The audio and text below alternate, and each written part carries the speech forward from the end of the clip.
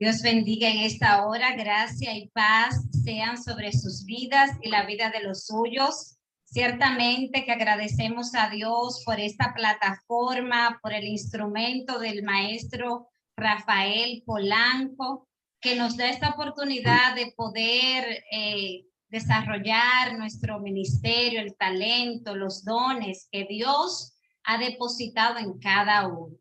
Gloria a Dios por nuestra hermana Raiza, excelente palabra dirigida hacia la familia que nos redirecciona a cómo conducirnos en nuestra vida cristiana. Y bueno, nos ayuda el Señor a poder en estos 25 minutos exponer este tema, esta palabra que el Espíritu Santo ha depositado en mi espíritu. Hoy, por su gracia, podemos decir que estamos aquí. Por su misericordia podemos y hemos llegado hasta aquí.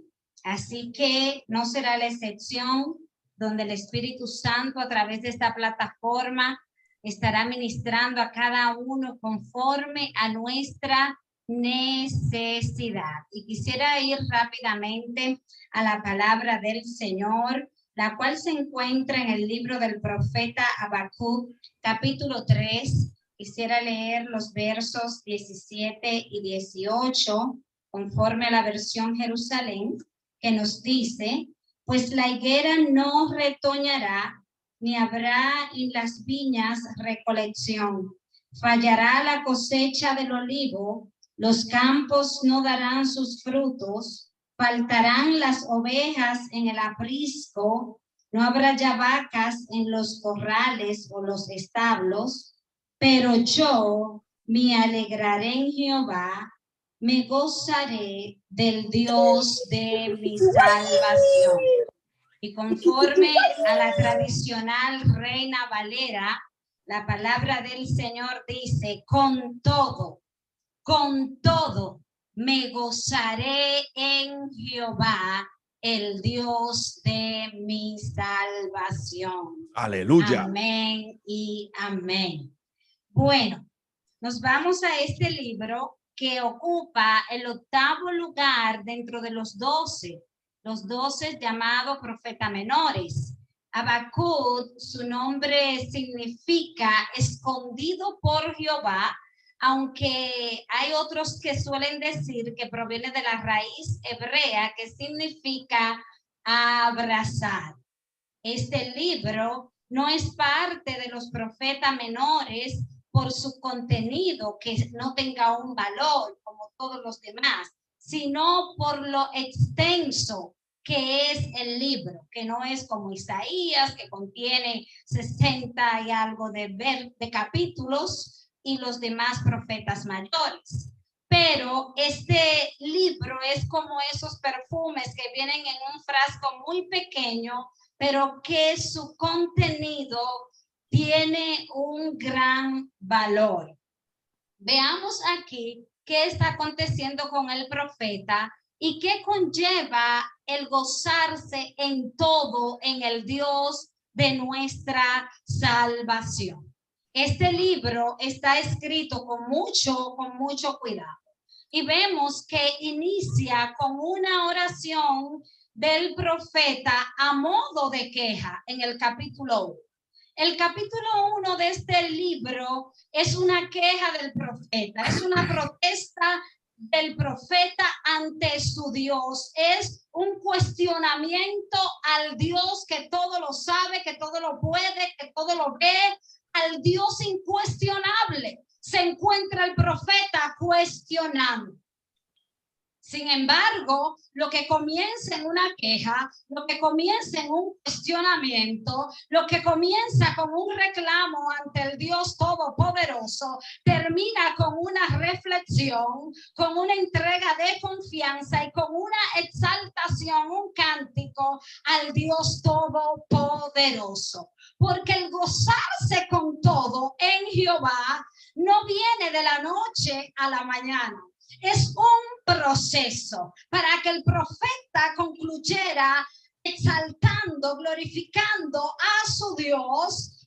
Él tuvo primero que quejarse. Él cuestionó a Dios. Él se jaló los cabellos. Él no entendía lo que Dios estaba haciendo en medio de su época, en medio de su tiempo. Él pensaba que Dios estaba ignorando la maldad y al malvado. Él pensaba que la justicia no existía en su época o en ese momento. Hoy día nosotros nos encontramos frente a una pandemia donde al parecer la maldad ha triunfado hasta cierto punto. Hace un siglo, en el 1918, aconteció una pandemia al igual que esta que hoy estamos viviendo. Y parecía en aquel entonces que la maldad había triunfado, que Dios no estaba mirando a su pueblo o a cierta parte de la creación en diferente época, como tal era el caso del profeta Habacuc, que pensaba que Dios no obraría ante la maldad de aquellos hombres que les estaban oprimiendo, que la justicia no estaba siendo implementada ante la maldad en los tiempos del profeta Habacuc. Y hoy no es la excepción. Hace un año y medio que ante esta pandemia parecía que no había una solución, que no había una alternativa, y fueron muchos los que fueron afectados. Vimos que a causa de esta pandemia la salud de muchos fue atacada, que muchos quedaron sin viviendas, sin trabajos, que fueron afectados, e independientemente de lo que ellos pudieran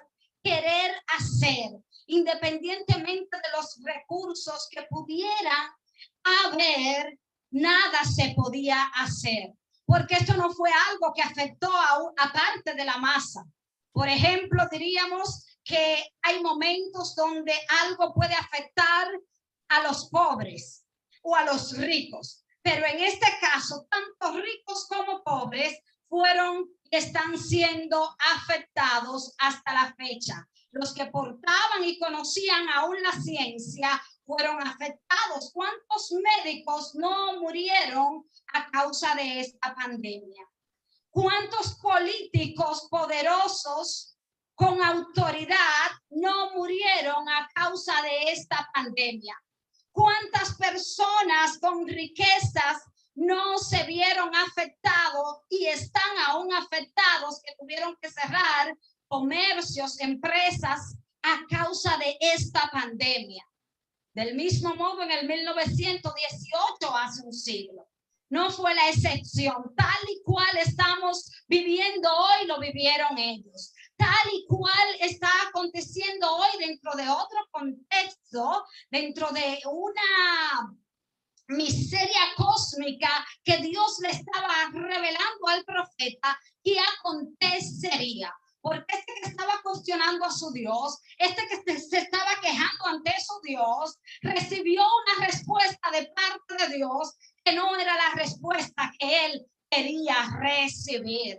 Y quedó anonadado, se estremeció ante la respuesta que Jehová su Dios le había dado. Hay momentos que nosotros estamos orando ante el Señor, quejándonos, cuestionando, confrontando al Dios inconfrontable a causa de una situación que vemos venir, que vemos que nada lo va a detener, a causa de un sufrimiento, de una aflicción que ha llegado a nuestra vida, y que por más que hemos querido solucionarla, no hemos podido, porque no está a nuestra mano, sino que está en las manos del Señor, y debemos gozarnos con todo en medio de ello en el Dios de nuestra salvación. Aleluya. Habacuc no Gloria tuvo más que reconocer y entender que él tenía que, ante esto que ya Dios le había dicho que no le gustó, porque a veces estamos reclamándole a Dios, quejándonos ante él, y viene Dios con una respuesta,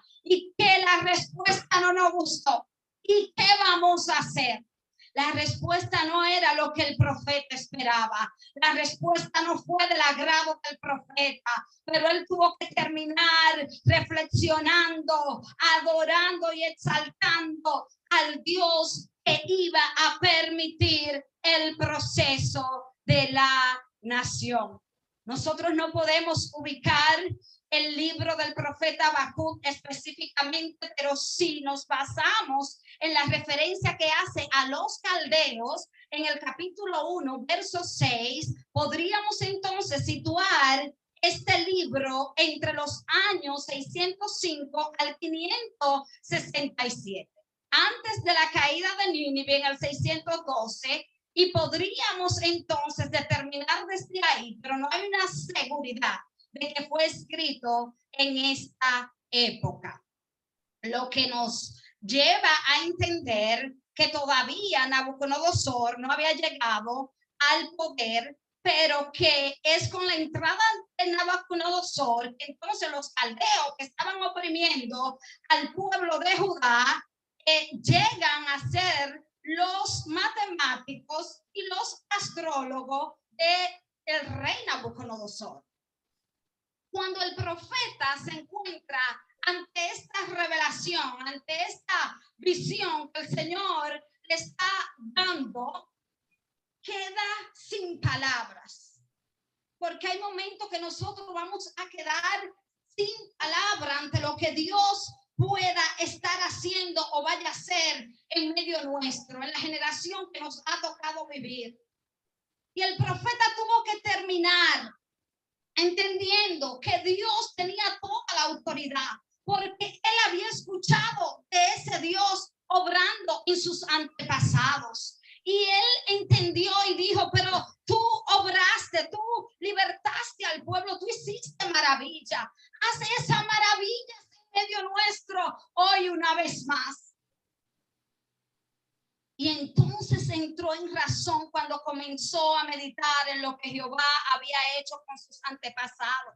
Entonces pudo comprender que el Dios que estuvo con sus antepasados también estaría con él en medio de la prueba, en medio de la crisis, en medio del momento difícil, en medio del caos. Porque el decir que aunque faltare el producto del olivo, que aunque no haya vacas en los corrales, esto no implicaba cualquier cosa. Esto implicaba que estaba siendo expuesto en los recursos, las finanzas. Porque cuando vamos a analizar la historia, sabemos que el que poseía ganado eran los que tenían las riquezas.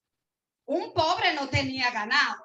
O sea que el rico iba a ser afectado, tanto el rico como el pobre. El rico no iba a poder venir con sus riquezas a impedir que lo que estaba determinado a pasar, pasara. Como hoy día, la finanza no pudo impedir que lo que tuvo que pasar, pasara en todo este tiempo. O que lo que esté pasando, deje de pasar. Y que faltara el ganado en los corrales implicaba la riqueza, implicaba el sustento, porque esto era el sostenimiento de ellos, implicaba que no iba a haber leche, implicaba que no iba a haber la provisión del sacrificio. Esto no era cualquier cosa. Que faltara el producto del olivo no era cualquier cosa, porque con el olivo ellos sacaban el aceite, con la cual sacaban el aceite de la unción, sacaban el aceite para las lámparas, la iluminación. Esto no implicaba cualquier cosa que faltara el producto del olivo. Era que iba a escasear la luz, era que iba a escasear cómo ellos quizás cocinaban sus alimentos, porque con esto ellos encendían con qué cocinar, con esto ellos se iluminaban, con esto ellos ofrecían y ungían para ofrecerle al Señor o separar para el Señor. Esto no era cualquier cosa. ¿Usted cree que hoy día también no ha sido trastocada esa área de la separación del lugar de ir a adorar, de ir a sacrificar, alabanza, adoración, rendirle culto a Jehová? ¿Qué usted va a hacer si usted tiene que pasar 3 días o 4 sin luz porque pasó un blackout en New York, por ejemplo, que le cortaron la luz luz porque usted no tenía los recursos para pagarla y tiene que durar una semana o 2 días o 3 en un invierno, vamos a ponerlo en el peor de los casos, un invierno sin energía eléctrica, que le va a faltar la electricidad, ¿con qué usted va a cocinar? ¿Con qué usted se va a iluminar? Eso implicaba que faltara el producto del olivo, porque con el olivo es que ellos sacaban el aceite para todas estas cosas. De ahí también sacaban maderas, construían casas, hacían cuantas cosas. El profeta no estaba haciendo una referencia a cualquier cosa. Que faltara el producto de la higuera, eso no era cualquier cosa, porque con esto ellos hacían unas tartas, una masa que regalaban en aquella época y aún en la actualidad. También la usaban como medicamentos, como medicina, y fue el caso que Isaías le recetó para el rey Ezequías una masa hecha de higo. Entonces, que faltara el producto de la higuera implicaba medicamento. El recurso, como hoy, ha escaseado. No ha habido, no hubo por más de 1 año y medio el medicamento que pudiera controlar esta pandemia. No hubo por años en el 1918 un medicamento que pudiera detener la pandemia e impedir que muchos murieran, que la salud de muchos fueran tocadas, que los recursos, la finanza, los techos, la vivienda de muchos fueran afectadas. Y algo como esto es que estaba diciendo el profeta que acontecería dentro de otro concepto, porque que faltara ese producto de la higuera, no iba a haber medicamento, no iba a haber parte de una provisión, de un sustento que era comúnmente usual en aquellos tiempos. Y el profeta decía, con todo y con eso, yo me voy a gozar en el Dios de mi salvación. Aleluya. Aunque falte el sustento, aunque falten los recursos, aunque falte el medicamento, aunque falte el empleo, que faltara las ovejas en el aprisco. De nuevo, las riquezas. Solo los ricos tenían ovejas. Y es el ejemplo que vemos, que los apoderados o adinerados que tenían recursos podían ofrendar ovejas, machos cabríos. Los pobres ofrendaban palominos. Y que faltara el producto o que faltara las ovejas en el aprisco implicaba que la riqueza iba a ser afectada, que aún los ricos no iban a poder controlar o se iban a salvar o iban a escapar de lo que estaría por acontecer. Por eso era la preocupación del profeta. Entonces, si esto faltaba, la provisión iba a escasear, la vestimenta iba a escasear, porque los ricos aún su vestimenta se iba a ver afectada porque ellos se vestían de pieles de ovejas también. Esto no implicaba cualquier cosa, implicaba sustento, las mejores comidas iban a estar escaseando, aún para el rico, lo mismo para el rico como para el pobre, y tal ha sido el caso de esta pandemia. Y lo que nos resta a nosotros y nos ha restado es gozarnos en el Dios de nuestra salvación, porque lo que está aconteciendo no depende de lo que tú y yo podamos hacer. Como muchos han querido decir, ¿dónde están los profetas que se levanten ahora para que digan cuándo es que se va a detener o a paralizar esta pandemia? La pandemia se va a paralizar cuando Jehová Dios determine que se va a paralizar, porque Él sabe lo que está haciendo. Aleluya. Como en aquellos tiempos, el propósito es llevar al hombre al arrepentimiento, a la convicción, a la dependencia, confiar totalmente en el Dios de la salvación. Porque sí es cierto que Él quiere y puede proveernos. Es cierto que Él puede y quiere sanarnos. Es cierto que Él quiere bendecirnos. Es cierto que desde la creación, desde el principio, fue el propósito de Dios proveer todo lo que el hombre necesitaba, proveer todos los recursos y ponerlo a su disposición. Es por ello que lo crea todo primero y luego crea al hombre, porque Dios siempre se ha encargado de su creación y de proveerle todo cuanto ha necesitado, todo cuanto necesita. Pero luego de la caída, más que proveerle, más que sanarle, siempre ha sido y será el propósito de Dios salvarle. Dios quiere bendecirnos, Dios quiere sanarnos, Dios quiere proveernos techo, trabajo, sustento, que no nos falte nada. Pero más que todo eso, Él quiere salvarnos, porque la salvación trasciende después de la muerte, y aún la misma muerte no puede quitarnos ni robarnos la bendición de la salvación en el Señor que hemos recibido. Por ello que tenemos que en medio de cualquier circunstancia gozarnos en el Dios de nuestra salvación, gozarnos con todo.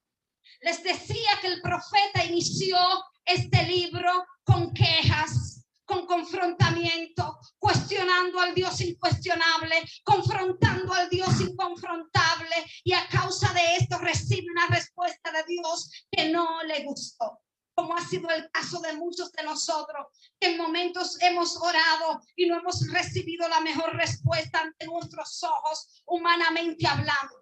Pero sin embargo, el fin y el propósito de Dios ante lo que nos ha contestado es salvarnos, es rescatarnos, es proveernos lo más importante y llevarnos a una confianza plena donde podamos gozarnos en medio de cualquier circunstancia, situación, en el Dios de nuestra salvación. Pero es un proceso. El profeta es en el capítulo 3, el tercer discurso, porque este libro incluye 3 discursos y este es el tercer discurso, que es una oración también, pero ya no es una queja, ya no es un confrontamiento, es un salmo litúrgico, que quiere decir que incluye una reflexión, un cántico de alabanza y de reconocimiento con una confianza en el Dios de la salvación. Y ahí terminó el profeta. Tuvo que llegar a lo que cada uno de nosotros debe de llegar, a una reflexión, a un comprendimiento de que tenemos que gozarnos en el Dios de nuestra salvación, porque Él anhela y desea que en todo tiempo sea nuestro gozo en Él, porque para eso Él desde el principio ha anhelado que tú y yo vivamos en ese gozo, en esa confianza puesta totalmente en Él. El profeta hace referencia en este último capítulo, específicamente en estos últimos versículos del 17 al 19, a lo que se conoce como el Magnificat, que utilizan los católicos. El Magnificat es la misma oración que hace María en su cántico en Lucas capítulo 1, verso 47. Y María está inspirada en este mismo cántico o himno o salmo que canta Ana en el primer libro de Samuel, capítulo 2, verso 1, porque esto era un prototipo de un salmo o una oración que se hacía específicamente en la época monárquica. En esa época coge su auge, pero los católicos los personalizaron y hoy día usted aún oye, y los que han tenido familiares, abuelas católicas, que no lo sabemos completo, mi abuela era católica, ella hacía la Ave María completo, pues ellos lo personalizaron. Pero este cántico de María que registra Lucas, el único que lo registra, porque se dice cuando usted estudia a Lucas, que Lucas entrevistó personalmente a María. Yes. Y ella le hace esta referencia de este cántico y de otros datos que los otros evangelistas no tienen. Pero María se inspira en Ana, en el cántico de Ana. Y cuando usted analiza y estudia diferentes cánticos, luego de una victoria, luego de un triunfo, luego de cuando ya tú no has tenido una salida, una situación, y Dios se ha manifestado y solo te resta porque entiende que solo Él puede hacer o pudo haber hecho lo que hizo en ese momento en tu vida. Porque Ana le glorificó, lo exaltó, reconoció al Dios de su salvación. Y todavía el Mesías no se había manifestado. Y Ana glorificó al Dios de su salvación por haber quitado su esterilidad. Isaías, del mismo modo, en el capítulo 61, verso 10, hace referencia a esta parte donde el profeta hace referencia con todo yo me gozaré en Jehová, el Dios de mi salvación. Era un prototipo, era algo que era usual luego de que Dios había manifestado su gloria, su poder, se había mostrado a favor del necesitado, del desvalido, de aquel que no tenía otro recurso, del humilde, porque humildad es depender totalmente de Dios, saber que tú no dependes de ti para hacer lo que tú puedas hacer. Y reconocer que no a nosotros, que no para ti, que no para nadie será la gloria, sino para el Dios Todopoderoso, que es el único que ha podido y puede hacer las cosas que Él hace. Y es lo que el profeta tuvo que terminar comprendiendo. Ay, ya tengo que concluir, ya voy a cerrar. Pero lo cierto es que hay momentos donde quizás tu oración es una queja. Quizás un confrontamiento ante tu Dios, y es normal. El profeta comenzó quejándose, confrontando a su Dios, pero tuvo que concluir alabando, exaltando, gozándose en el Dios de su salvación y entendiendo que sea lo que sea que pase o que haya de pasar o que haya pasado, con todo, Él se gozaría en el Dios de su salvación. Y en lo que tú y yo hoy debemos hacer, terminar creyendo y confiando en el Dios de nuestra salvación y gozarnos en Él en todo momento, no importando cuál sea la circunstancia. Que la gracia y paz de nuestro Señor sean sobre tu vida y la vida de los tuyos. Y gracias a Dios por esta oportunidad en esta hora.